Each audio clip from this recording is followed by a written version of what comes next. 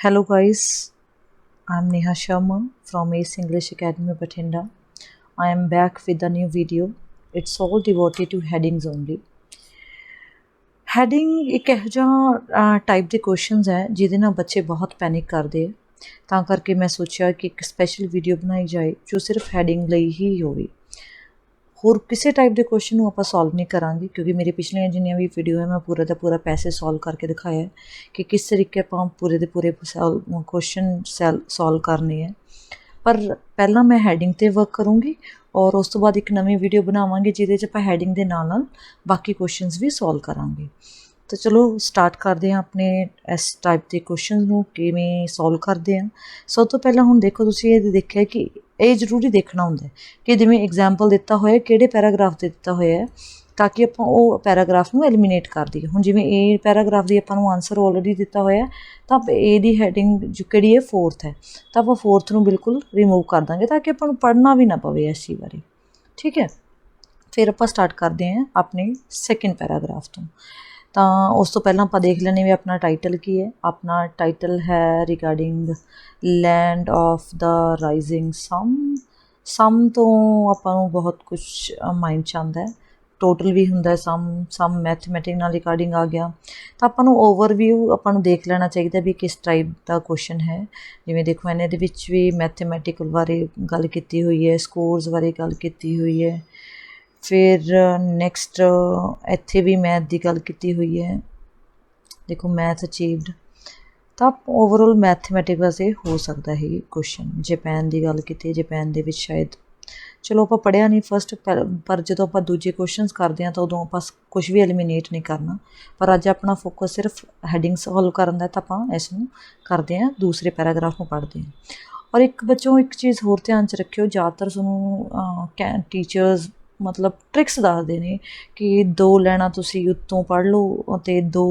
ਪਿਛਲੀਆਂ ਪੜ੍ਹ ਲਓ ਤਾਂ ਸ਼ਾਇਦ ਤੁਹਾਨੂੰ ਕਲੀਅਰ ਹੋ ਜਾਂਦਾ ਕਿ ਹੈਡਿੰਗ ਕੀ ਹੈ ਪਰ ਮੇਰੇ ਅਕੋਰਡਿੰਗ ਮੈਨੂੰ ਨਹੀਂ ਲੱਗਦਾ ਕਿ ਬੱਚੇ ਨੂੰ ਇਸ ਤਰੀਕੇ ਹੈਡਿੰਗ ਬਾਰੇ ਕੁਝ ਵੀ ਪਤਾ ਲੱਗਦਾ ਆਪਾਂ ਨੂੰ ਪੂਰਾ ਓਵਰਆਲ ਪਤਾ ਹੋਣਾ ਚਾਹੀਦਾ ਪੈਰਾਗ੍ਰਾਫ ਦਾ ਤਾਂ ਸਭ ਤੋਂ ਬੈਸਟ ਤਰੀਕਾ ਕੀ ਹੋਏਗਾ ਤੁਸੀਂ ਬਾਕੀ ਕੁਐਸਚਨ ਵੀ ਨਾਲ ਨਾਲ ਪੜ੍ਹਦੇ ਜਾਓ ਉਹ ਆਪਾਂ ਫਿਰ ਕਦੇ ਕਰਾਂਗੇ ਪਰ ਅੱਜ ਆਪਾਂ ਇਸ 'ਤੇ ਫੋਕਸ ਕਰਦੇ ਹਾਂ ਕਿ ਪੂਰਾ ਪੈਰਾਗ੍ਰਾਫ ਪੜ੍ਹ ਕੇ ਆਪਾਂ ਓਵਰਆਲ ਕਿਵੇਂ ਲੈਣਾ ਸਿੱਖਣਾ ਤਾਂ ਦੇਖੋ lower secondary schools in Japan ਉਹ cover 3 year schools 3 year school cover ਕਰਦੇ ਆ from 7th grade to 9th grade 3 ਸਾਲ ਹੋ ਗਏ ਫਿਰ ਵਰਚੁਅਲੀ ਆਪਾਂ ਨੂੰ ਏਜ ਵੀ ਮੈਂਸ਼ਨ ਕੀਤੀ ਹੈ ਵੀ ਧਿਆਨ ਰੱਖਿਓ virtually all people at the stage attend state schools ਇਹ ਸਟੇਜ ਦੇ ਵਿੱਚ ਮਤਲਬ 13 ਤੋਂ 15 ਸਾਲ ਦੇ ਬੱਚੇ ਸਟੇਟ ਸਕੂਲ ਮਤਲਬ ਗੌਰਮੈਂਟ ਸਕੂਲ 'ਚ ਪੜ੍ਹਦੇ ਆ only 3% are in private sector ਸਿਰਫ 3% ਨਹੀਂ ਮਤਲਬ ਮੈਜੋਰਿਟੀ ਗੌਰਮੈਂਟ ਸਕੂਲਾਂ 'ਚ ਪੜ੍ਹਦੀ ਹੈ schools are usually modern in design set well back from the road and spacious inside ਮਤਲਬ ਸਕੂਲ ਦੇ ਬਾਰੇ ਦੱਸਿਆ ਵੀ ਸਕੂਲ ਕਿੱਦਾਂ ਦੇ ਨੇ ਮਾਡਰਨ ਨੇ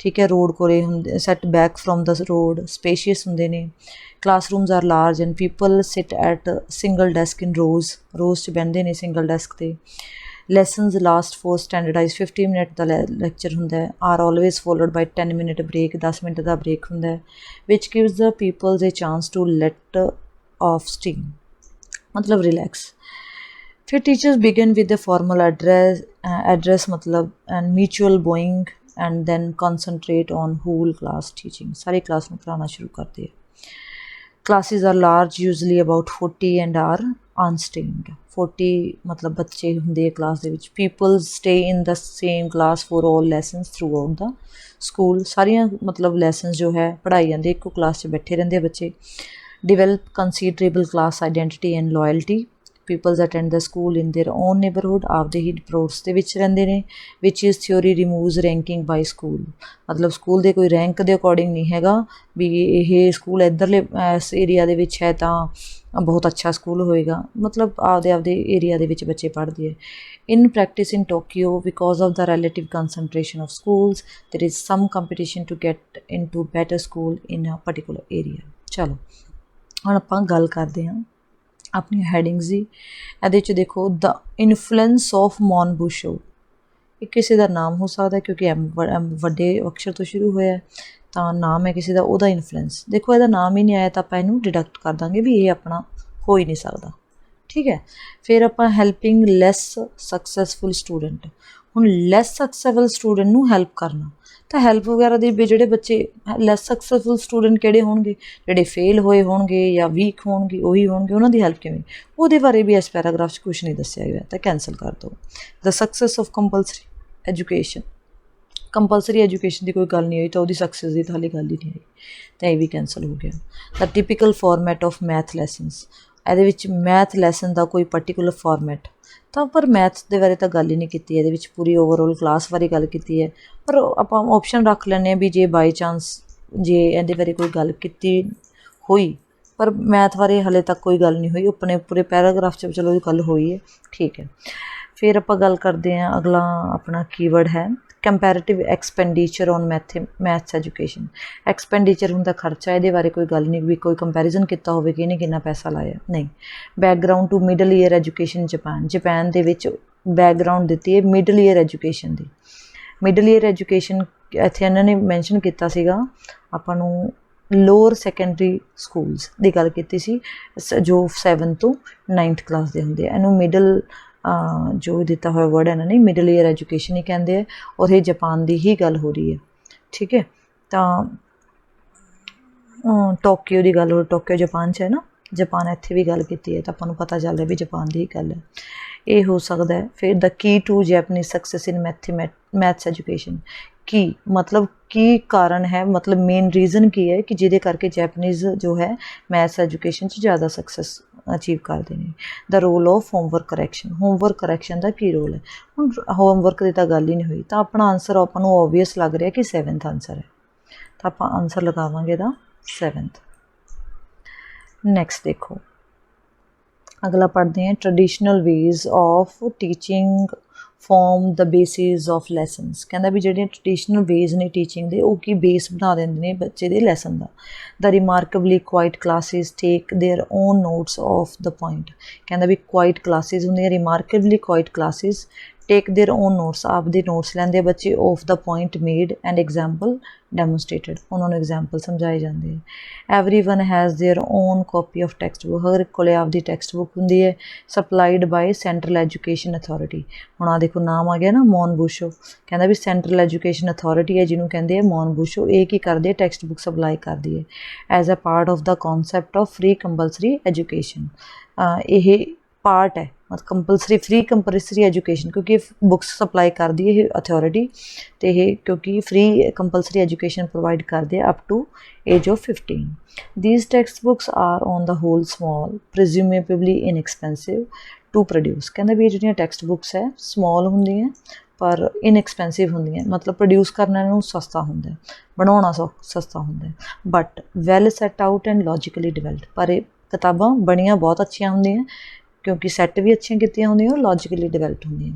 one teacher was particularly keen to introduce colour and picture into maths text books, ਕਹਿੰਦਾ ਵੀ ਇੱਕ ਟੀਚਰ ਸੀ ਜੋ ਇੰਟਰਸਟਡ ਸੀ, ਕੀਨ ਟੂ ਮਤਲਬ ਇੰਟਰਸਟਡ ਹੋਣਾ, ਬਹੁਤ ਸਾਰੇ ਬੱਚੇ ਸਪੀਕਿੰਗ ਦੇ ਵਿੱਚ ਵੀ ਅਗਰ ਮੈਂ ਗੱਲ ਕਰਾਂ ਤਾਂ ਇੰਟਰਸਟਡ ਔਰ ਕੀਨ ਟੂ ਇਕੱਠੇ ਹੀ ਲਾਈ ਜਾਂਦੇ ਹੁੰਦੇ ਆ, ਤਾਂ ਤੁਸੀਂ ਕੀਨ ਟੂ ਅਲੱਗ ਲਾਉਣਾ ਹੁੰਦਾ, ਕੀਨ ਟੂ ਸਿਨੇਨਿਮ ਮੈਂ ਕਹਿ ਸਕਦੇ ਆਪਾਂ ਇੰਟਰਸਟਡ, ਤਾਂ ਇੱਕ ਟੀਚਰ ਸੀ ਜੋ ਇੰਟਰਸਟਡ ਸੀ cause produce colour and picture into math text books, ਵੀ ਕਲਰਡ ਹੋਣ ਬੁੱਕਸ ਅਤੇ ਉਹਦੇ ਵਿੱਚ ਕੁਛ ਪਿਕਚਰਸ ਹੋਣ।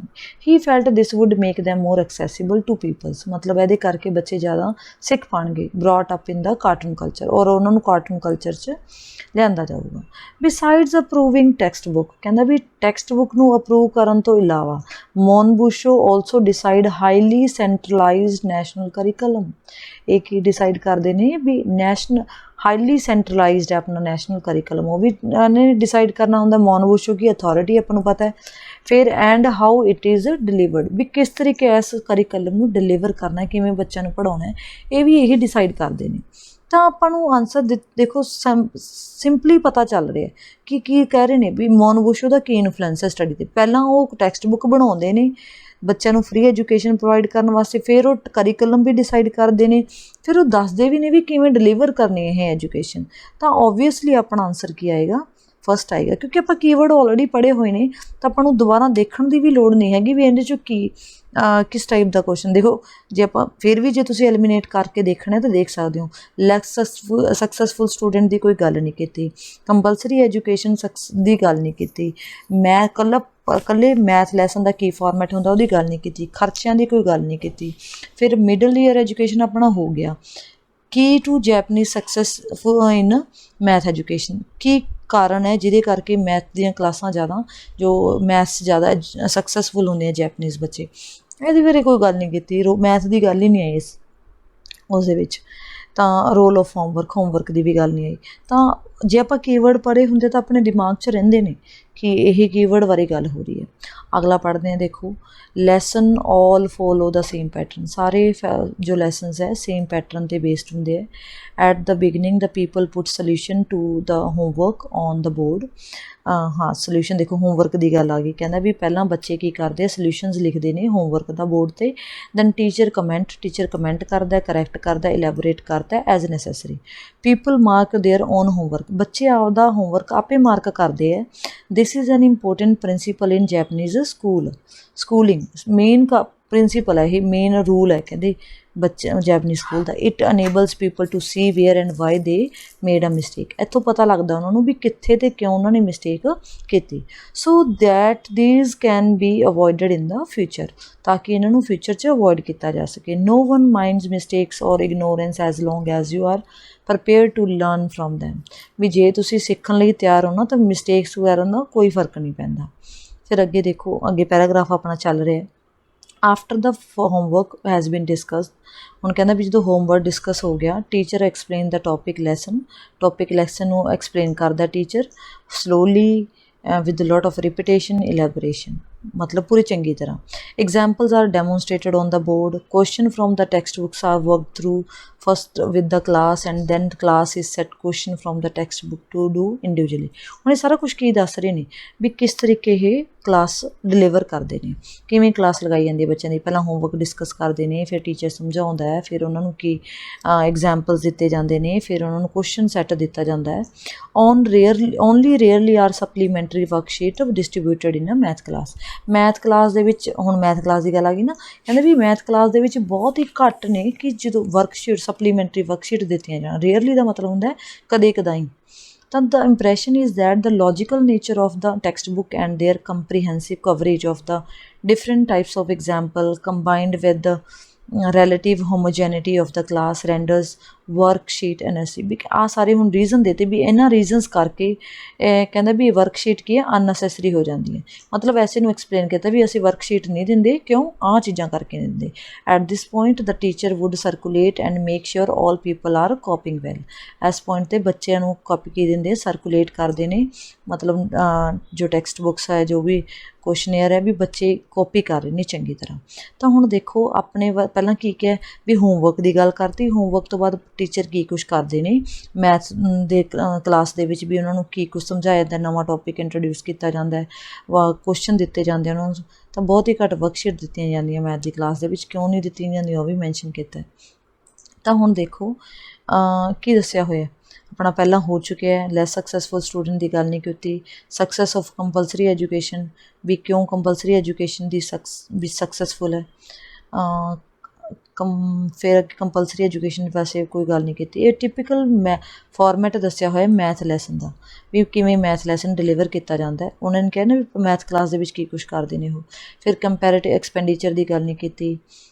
ਇੱਕ ਹੋਮਵਰਕ ਕਰੈਕਸ਼ਨ ਦੇ ਵਿੱਚ ਤੁਹਾਨੂੰ ਸ਼ਾਇਦ ਥੋੜ੍ਹਾ ਡਾਊਟ ਹੋ ਸਕਦਾ, ਪਰ ਆਪਾਂ ਦੇਖੋ ਹੋਮਵਰਕ ਕਰੈਕਸ਼ਨ ਦੇ ਵਿੱਚ ਸਿਰਫ ਇੱਕ ਪੈਰਾਗ੍ਰਾਫ 'ਚ ਉਹਨਾਂ ਨੇ ਇੱਕ ਹੋਮਵਰਕ ਕਰੈਕਸ਼ਨ ਬਾਰੇ ਦੱਸਿਆ ਵੀ ਬੱਚੇ ਆਪ ਕਰਦੇ ਨੇ ਹੋਮਵਰਕ ਕਰੈਕਸ਼ਨ। ਹੋਮਵਰਕ ਦਾ ਕਰੈਕਸ਼ਨ ਦਾ ਰੋਲ ਕੀ ਹੈ, ਠੀਕ ਹੈ। ਪਰ ਓਵਰਆਲ ਜਿਹੜਾ 5th ਪੈਰਾਗ੍ਰਾਫ ਦੇ ਵਿੱਚ ਪੂਰੇ ਪੈਰਾਗ੍ਰਾਫ ਦੀ ਆਪਾਂ ਦੇਖ ਕੇ ਚੱਲੀਏ ਤਾਂ ਉਹ ਪੂਰਾ ਫੋਰਮੈਟ ਦੱਸ ਰਹੇ ਨੇ ਵੀ ਮੈਥ ਕਲਾਸ ਦੇ ਵਿੱਚ ਉਹ ਕਿਵੇਂ ਕਰਦੇ ਨੇ। ਵੀ ਪਹਿਲਾਂ ਬੱਚਿਆਂ ਨਾਲ ਮੈਥ 'ਚ ਹੋਮਵਰਕ ਡਿਸਕਸ ਕਰਦੇ ਨੇ, ਫਿਰ ਟੀਚਰ ਪੜ੍ਹਾਉਂਦਾ ਹੈ, ਫਿਰ ਅੱਗੇ, ਕਿਉਂਕਿ ਜੇ ਆਪਾਂ ਇਹਦੇ ਬਾਰੇ ਜੇ ਆਪਾਂ ਇਹ 9th ਵਾਲਾ ਆਨਸਰ ਲਾਉਣੇ ਆ ਤਾਂ ਇਹਦੇ ਨਾਲ ਅਧੂਰਾ ਰਹਿ ਜੂਗਾ ਆਪਣਾ ਹੈਡਿੰਗ। ਅਧੂਰੀ ਕਿਉਂ ਰਹਿ ਜੂ, ਕਿਉਂਕਿ ਜਿਹੜੀਆਂ ਅੱਗੇ ਗੱਲਾਂ ਕੀਤੀਆਂ ਹੋਮਵਰਕ ਤੋਂ ਇਲਾਵਾ ਉਹਨਾਂ ਦਾ ਕੋਈ ਮਤਲਬ ਹੀ ਨਹੀਂ ਬਣਨਾ, ਠੀਕ ਹੈ। ਤਾਂ ਕਰਕੇ ਆਪਣਾ ਆਨਸਰ ਕੀ ਆਊਗਾ, 5th ਆਊਗਾ। ਫਿਰ ਆਪਾਂ ਚੱਲਦੇ ਹਾਂ ਨੈਕਸਟ ਪੈਰਾਗ੍ਰਾਫ 'ਤੇ। It is remarkable that large mixed ability classes could be kept together for maths throughout all their compulsory schooling from 6 to 15। ਕਹਿੰਦਾ ਵੀ ਜਿਹੜੀਆਂ ਇਹ ਰਿਮਾਰਕੇਬਲ ਗੱਲ ਕੀ ਹੈ ਕਿ ਜਿਹੜੀ ਲਾਰਜ ਮਿਕਸਡ ਐਬਿਲਿਟੀ ਕਲਾਸਿਸ, ਮਤਲਬ ਜਿਹੜੇ ਬੱਚੇ ਵੀਕ ਨੇ ਜਾਂ ਹੁਸ਼ਿਆਰ ਇੰਟੈਲੀਜੈਂਟ ਨੇ, ਉਹ ਸਾਰਿਆਂ ਨੂੰ ਮਿਕਸਡ ਐਬਿਲਿਟੀ ਕਲਾਸਿਸ ਦਿੱਤੀਆਂ ਜਾਂਦੀਆਂ, ਕੈਪਟ ਟੂਗੈਦਰ, ਇਕੱਠੇ ਬਿਠਾਇਆ ਜਾਂਦਾ ਹੈ through out the compulsory school 6 to 15। ठीक है, teachers say that they give individual help at the end of a lesson and after school। teacher ਕਹਿੰਦੇ ਨੇ ਵੀ ਅਸੀਂ ਬੱਚਿਆਂ ਨੂੰ ਹੈਲਪ ਕਰਦੇ ਨੇ end of the lesson ਤੇ after school, setting extra work if necessary, ਜੇ ਜ਼ਰੂਰਤ ਪਵੇ ਤਾਂ, ਵੀ ਜੇ ਬੱਚਾ ਵੀਕ ਹੈ ਤਾਂ। ਇਟ ਇਨ ਓਬਜ਼ਰਵਡ ਲੈਸਨਸ ਐਂਡ ਸਟਰਗਲਰਸ, ਹੁਣ ਸਟਰਗਲਰ ਦਾ ਵਰਡ ਨਾਮ ਵੀ ਦਿੱਤਾ ਵੀ ਜਿਹੜਾ ਵੀਕ ਹੈ ਬੱਚਾ, would be assisted by the teacher or quietly seek help from their neighbour, ਜਾਂ ਤਾਂ ਉਹ ਟੀਚਰ ਤੋਂ ਹੈਲਪ ਮੰਗ ਸਕਦਾ ਜਾਂ ਉਹ ਆਪਦੇ ਨਾਲ ਵਾਲੇ ਸਾਥੀ ਤੋਂ। Carefully fostered classes identity makes people keen to help each other, ਕਹਿੰਦਾ ਵੀ ਇਹ ਬੱਚਿਆਂ ਨੂੰ ਹੈਲਪ, ਆਪਣੇ ਆਪ ਬੱਚੇ ਇੱਕ ਦੂਜੇ ਦੀ ਹੈਲਪ ਕਰਦੇ ਨੇ, ਵੀ ਇਸ ਤਰੀਕੇ ਦਾ ਮਾਹੌਲ ਹੁੰਦਾ ਹੈ ਕਲਾਸ ਦੇ ਵਿੱਚ। Anyway it is in their interest since the class progress together, ਵੀ ਜਿਹੜੀ ਕਲਾਸ ਹੈ ਇਕੱਠੀ ਪ੍ਰੋਗਰੈਸ ਕਰਦੀ ਹੈ, ਮਤਲਬ ਸਾਰੇ ਬੱਚਿਆਂ ਨੂੰ ਨਾਲ ਲੈ ਕੇ ਚੱਲੀਦਾ। This scarcely seems adequate help to enable slow learner to keep up, ਮਤਲਬ ਇਹ ਐਡਿਕੁਏਟ ਹੁੰਦੀ ਹੈ ਹੈਲਪ, ਮਤਲਬ ਜਿੰਨੀ ਵੀ ਜਿਹੜੇ ਸਲੋ ਲਰਨਰ ਆ ਉਹ ਕੀਪ ਅਪ ਕਰ ਲੈਂਦੇ ਈਜ਼ਲੀ, ਪਰ ਫਿਰ ਵੀ ਹਾਊ ਐਵਰ ਕਹਿੰਦਾ with the Japanese attitude toward education runs along the lines of if you work hard enough you can do almost anything. ਉਹਨਾਂ ਦਾ ਇੱਕੋ ਹੀ ਫੰਡ ਹੈ, ਉਹ ਕਹਿੰਦੇ ਆ ਵੀ ਜੇ ਤੁਸੀਂ ਹਾਰਡ ਵਰਕ ਕਰਦੇ ਹੋ ਤਾਂ ਤੁਸੀਂ ਕੁਛ ਵੀ ਕਰ ਸਕਦੇ ਹੋ। ਇਹ ਤੁਸੀਂ ਵੀ ਸਬਕ ਲੈ ਸਕਦੇ ਹੋ, if you work hard enough you can do almost anything, ਠੀਕ ਹੈ, you can even score 9 in reading. ਤਾਂ ਹਾਂ, parents R kept closely informed of there children's progress, ਕਹਿੰਦਾ ਵੀ ਜੋ ਪੇਰੈਂਟਸ ਹੈ ਉਹਨਾਂ ਨੂੰ ਵੀ ਇਨਫੋਰਮ ਕੀਤਾ ਜਾਂਦਾ ਹੈ ਕਿ ਉਹਨਾਂ ਦੇ ਬੱਚਿਆਂ ਦੀ ਪ੍ਰੋਗਰੈਸ ਕੀ ਹੈ, and will play a part in helping their children to keep up with the class, ਵੀ ਉਹ ਵੀ ਹੈਲਪ ਕਰਦੇ ਨੇ ਵੀ ਆਪਦੇ ਬੱਚਿਆਂ ਨੂੰ ਕਲਾਸ ਦੇ ਨਾਲ ਰੱਖਣ ਵਾਸਤੇ। ਕੀਪ ਅਪ ਕਰਨਾ ਮਤਲਬ ਨਾਲ ਚੱਲਣਾ, ਵੀ ਉਹਨਾਂ ਨੂੰ ਉਸ ਕਲਾਸ ਦੇ ਨਾਲ ਚਲਾਉਣਾ। ਸੈਂਡਿੰਗ ਦੈਮ ਜੂਕੂ ਕੀ ਹੁੰਦਾ, ਪ੍ਰਾਈਵੇਟ ਟਿਊਸ਼ਨਸ ਹੁੰਦੇ ਨੇ, ਉਹ ਜੈਪਨੀਜ਼ ਵਰਡ ਹੈ juku. If extra help is needed then encourage them to work hard. ਹੁਣ ਆਪਾਂ ਪੂਰੇ ਪੈਰਾਗ੍ਰਾਫ 'ਚ ਕਾਹਦੇ ਬਾਰੇ ਗੱਲ ਕਰੀਏ, ਵੀ ਜਿਹੜੇ ਬੱਚੇ ਸਟਰਗਲ ਕਰਦੇ ਨੇ, ਜਿਹੜੇ ਬੱਚੇ ਨੂੰ ਪ੍ਰੋਬਲਮ ਹੁੰਦੀ ਹੈ, ਵੀ ਉਹਨਾਂ ਨੂੰ ਕਿਵੇਂ ਹੈਲਪ ਕੀਤੀ ਜਾਂਦੀ ਹੈ। ਤਾਂ ਆਪਾਂ ਨੂੰ ਸਿੰਪਲੀ ਆਨਸਰ ਪਤਾ ਲੱਗ ਰਿਹਾ ਕਿ ਹੈਲਪਿੰਗ ਲੈਸ ਸਕਸੈਸਫੁਲ ਸਟੂਡੈਂਟ, ਤਾਂ ਆਪਣਾ ਆਨਸਰ ਕੀ ਬਣਦਾ ਹੈ, ਸੈਕਿੰਡ ਬਣਦਾ। ਵਿਦਾਊਟ ਐਨੀ ਕਨਫਿਊਜ਼ਨ, ਬਿਨਾਂ ਕੋਈ ਕਨਫਿਊਜ਼ਨ ਹੋਏ ਤੁਸੀਂ ਆਨਸਰ ਲਗਾ ਸਕਦੇ ਹੋ। ਅੱਗੇ ਦੇਖੋ, so what are the major contributing factor in the success of maths teaching, ਕਹਿੰਦਾ ਫਿਰ ਹੋਰ ਕੀ ਕੰਟਰੀਬਿਊਟਿੰਗ ਫੈਕਟਰਸ ਨੇ ਜੋ ਮੈਥ ਦੀ ਟੀਚਿੰਗ ਨੂੰ ਸਕਸੈਸਫੁਲ ਬਣਾਉਂਦੇ ਨੇ। ਆ ਕੁਐਸਚਨ ਦੇਤਾ, ਫਿਰ ਆਪਾਂ ਆਨਸਰ ਦੇ ਨਾਲ ਦੀ ਨਾਲ ਉਹਨਾਂ ਨੇ ਆਨਸਰ ਦੇਤਾ। ਕੀ ਆਨਸਰ ਦੇਤਾ ਕਿ ਕਲੀਅਰਲੀ ਐਟੀਟਿਊਡਸ ਆਰ ਇੰਪੋਰਟੈਂਟ, ਸਭ ਤੋਂ ਪਹਿਲਾਂ ਤਾਂ ਐਟੀਟਿਊਡ ਇੰਪੋਰਟੈਂਟ ਹੈ। ਫਿਰ ਕਹਿੰਦੇ ਵੀ education is value greatly in Japanese culture, education ਬਹੁਤ ਵੈਲਿਊ ਕੀਤੀ ਜਾਂਦੀ ਹੈ ਜੈਪਨੀਜ਼ ਕਲਚਰ ਦੇ ਵਿੱਚ। Maths is recognised as an important compulsory subject throughout schooling ਕਹਿੰਦਾ ਵੀ ਇਹਨੂੰ ਕੰਪਲਸਰੀ ਸਬਜੈਕਟ ਮੰਨਿਆ ਜਾਂਦਾ ਹੈ। And emphasis is on hard work coupled with focus on accuracy, ਇਹਦੇ ਨਾਲ ਹੀ ਕੀ ਹੁੰਦਾ, ਐਕੂਰੇਸੀ 'ਤੇ ਵੀ ਧਿਆਨ ਦਿੱਤਾ ਜਾਂਦਾ ਹੈ। ਤਾਂ ਸਾਰੇ ਕਾਰਨ ਨੇ। ਫਿਰ other relevant points relate to the supportive attitude, those ਹੋਰ ਰੈਲੀਵੈਂਟ ਪੁਆਇੰਟ ਕਿਹੜੇ ਨੇ, ਉਹ ਅੱਗੇ ਦੱਸ ਰਹੇ ਕਿ ਇਹ slow supportive attitude of class toward slower people, ਕਹਿੰਦੇ ਵੀ ਜਿਹੜੇ ਬੱਚੇ ਸਲੋਅਰ ਹੁੰਦੇ ਨੇ ਉਹਨਾਂ ਦੇ ਪ੍ਰਤੀ ਕਲਾਸ ਦਾ ਕਿਹੋ ਜਿਹਾ ਐਟੀਟਿਊਡ ਹੁੰਦਾ, ਸਪੋਰਟਿਵ, ਵੀ ਸਪੋਰਟ ਕਰਦੇ ਨੇ। The lack of competition within the class, ਤਾਂ ਬੱਚਿਆਂ ਦੇ ਵਿੱਚ ਕੰਪੀਟੀਸ਼ਨ ਵੀ ਕਲਾਸ 'ਚ ਘੱਟ ਹੁੰਦਾ ਹੈ। Positive emphasis on learning for oneself, improving one's own standard. ਤਾਂ ਇਹ ਸਾਰੀਆਂ ਚੀਜ਼ਾਂ ਨੇ, ਆਪਾਂ ਨੂੰ ਸਾਫ਼ ਪਤਾ ਚੱਲ ਰਿਹਾ ਕੀ ਚੀਜ਼ ਹੈ ਇਹ। ਇਸ ਪੈਰਾਗ੍ਰਾਫ ਦੇ ਵਿੱਚ ਜੋ ਗੱਲ ਕੀਤੀ ਗਈ ਹੈ, ਉਹ ਗੱਲ ਕੀਤੀ ਗਈ ਹੈ ਕਿ ਕਿਉਂ ਜੈਪਨੀਜ਼ ਸਟੂਡੈਂਟ ਹੈ ਉਹ ਮੈਥਸ ਅੱਛਾ ਕਰਦੇ ਨੇ। ਤਾਂ key to success, Japanese success in mathematics education, ਤਾਂ ਓਬਵੀਅਸਲੀ ਇਹਦਾ ਆਨਸਰ ਕੀ ਹੈ, 8th ਹੈ। ਜੇ ਫਿਰ ਵੀ ਤੁਹਾਨੂੰ ਕੋਈ ਇਸ 'ਚ ਹੋਰ ਡਾਊਟ ਤਾਂ ਆਪਾਂ ਫਿਰ ਚੈੱਕ ਕਰ ਲੈਂਦੇ ਹਾਂ। ਮੋਨੋਵੋਸ਼ ਵਾਲਾ ਆਪਣਾ ਆਲਰੇਡੀ ਹੋ ਗਿਆ, ਹੈਲਪਿੰਗ ਲੈਸ ਇਹ ਵੀ ਹੋ ਗਿਆ।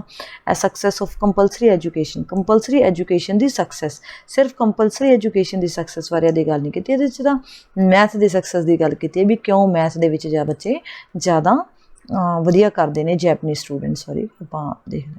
ਸਟੂਡੈਂਟ ਮੈਥ ਦੇ ਵਿੱਚ ਹੀ ਕਿਉਂ ਅੱਛਾ ਕਰਦੇ ਨੇ, ਕਹਿੰਦਾ ਵੀ what are the contributing factor in success of maths teaching, understand.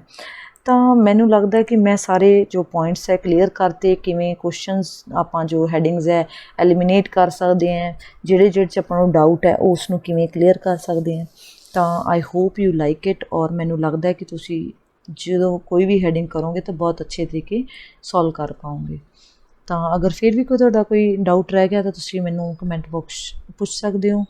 I'll be happy to help you. Thank you.